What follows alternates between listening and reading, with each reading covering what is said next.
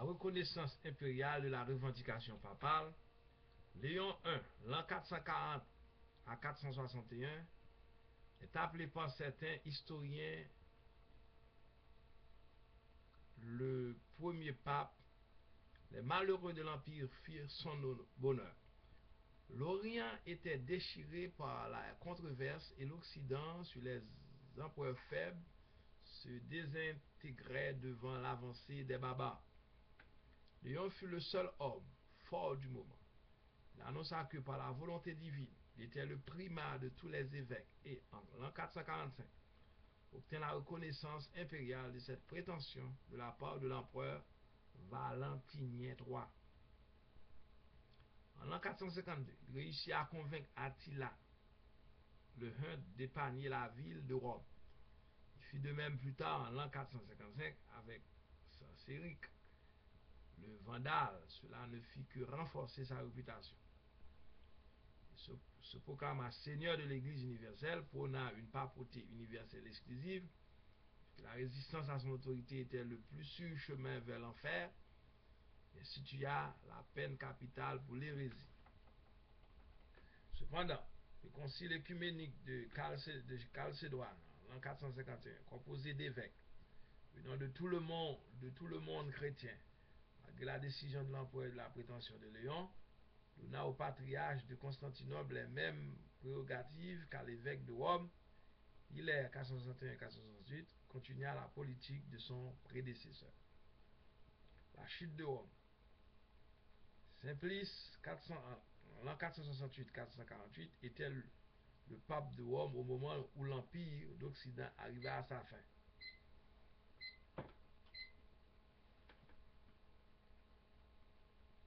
Ceci arriva à sa fin en l'an 476. Ceci libéra les papes de la tutelle de l'autorité civile.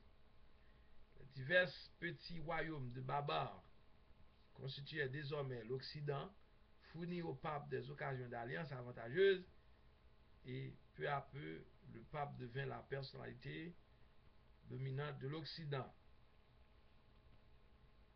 Félix III, l'an 483-492, Gélas I, l'an 492-496, Anastase II, l'an 496-498, Simac, l'an 498-514, Omidas, l'an 514 à 523, Jean I, l'an 523 à 525, Félix IV, l'an 526 à 530, Boniface II, l'an 530 à 532, Jean II, l'an 532 à 535, Agapit I, 535 à 536, Silver, 536 à 540, Vigile, 540 à 554, Pélage I, 555 à 560, Jean III, 560 à 573, Benoît I, 574 à 578, Pélage II, 578 à 590. Le premier vrai pape, Grégoire I, l'an 590 à 604, est généralement considéré comme le premier pape. Il a paru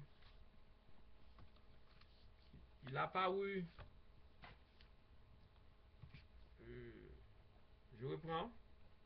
Le premier vrai pape, Grégoire I, 590-604, est généralement considéré comme le premier pape. Il a paru à une période d'anarchie politique et de grande détresse publique en Europe. L'Italie, après la chute de Rome en l'an 476, était devenue un royaume gothique.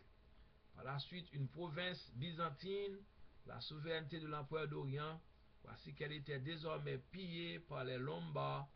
L'influence de Grégoire sur les divers rois eut une influence stabilisatrice. Il s'arrogea une souveraineté totale sur les églises d'Italie, d'Espagne, de Gaule et de l'Angleterre. La conversion au christianisme de cette dernière étant l'événement majeur de la vie de Grégoire. Il suivra sans relâche à la purification de l'Église, déposa les évêques indignes aux négligents et s'opposa avec zèle à la pratique de la simonie, c'est-à-dire le trafic de biens spirituels, comme l'obtention d'un poste de responsabilité dans l'Église contre une somme d'argent. Il exerça une grande influence sur l'Orient, tout en revendiquant par la juridiction sur l'Église d'Orient. Le patriarche de Constantinople se faisait appeler évêque universel. ce qui irrita au plus haut point Grégoire, qui rejeta le titre comme étant hautain et vicieux et refusa qu'on le lui applique.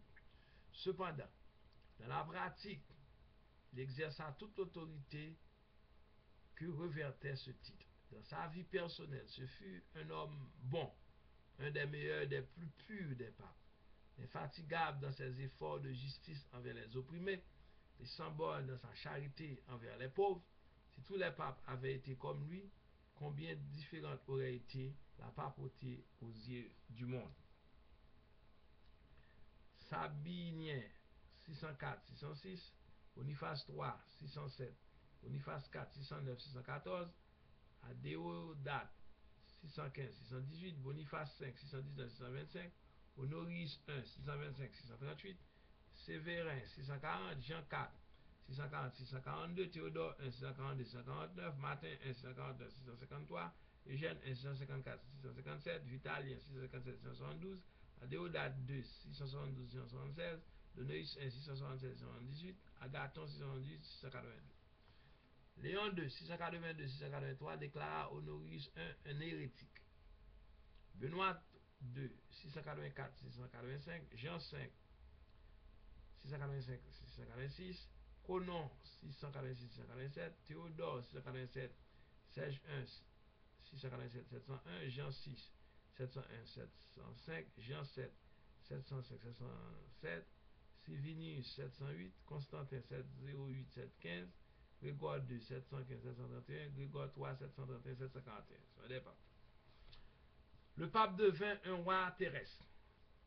Zacharie, l'an 741-752, eut un rôle décisif dans la nomination de Pépin, père de Charlemagne, comme roi des Francs, peuple germanique qui occupait la partie occidentale de l'Allemagne et le nord de la France. Étienne II, l'an 752-757, à sa demande, Pépin conduisit son armée en Italie, triompha des Lombards et donna au pape leur terre qui couvrait une partie importante de l'Italie centrale.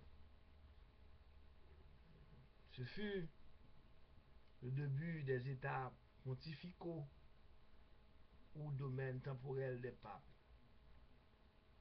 La souveraineté civile des papes sur Rome et sur l'Italie centrale est établie par les papes Zacharie et Étienne II, reconnu au pape en 754, fut par la suite confirmé par Charlemagne en 774. Ainsi donc, l'Italie centrale, jadis à la tête de l'Empire romain, devint un royaume gothique dirigé par le chef de l'Église. Ce royaume temporel de l'Église dura 1100 ans, jusqu'en 1870, au moment où éclatait la guerre franco-prussienne. Le roi Victor Emmanuel d'Italie s'empara de Rome et ajouta les États pontificaux au royaume d'Italie. Paul I 757-767, Étienne III 768-772, Adrien 772-795. Le pouvoir papal grandement renforcé par Charlemagne.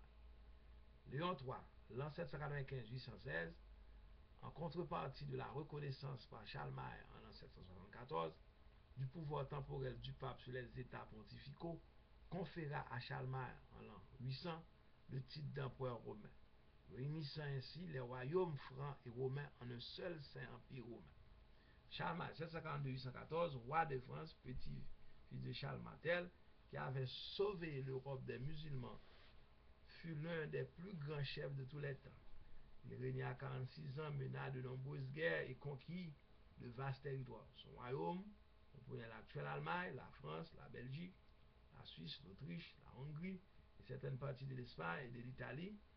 Le pape, qui l'aida à son tour, qui fut l'un des éléments les plus influents pour amener la papauté au rang de puissance mondiale, peu après sa mort, le traité de Verdun en l'an 843, son empire fut divisé en ce qu'il allait plus tard devenir l'Allemagne, la France et l'Italie, et désormais pendant des siècles, il allait y voir une lutte incessante pour la suprématie entre les papes et les rois français en allemand.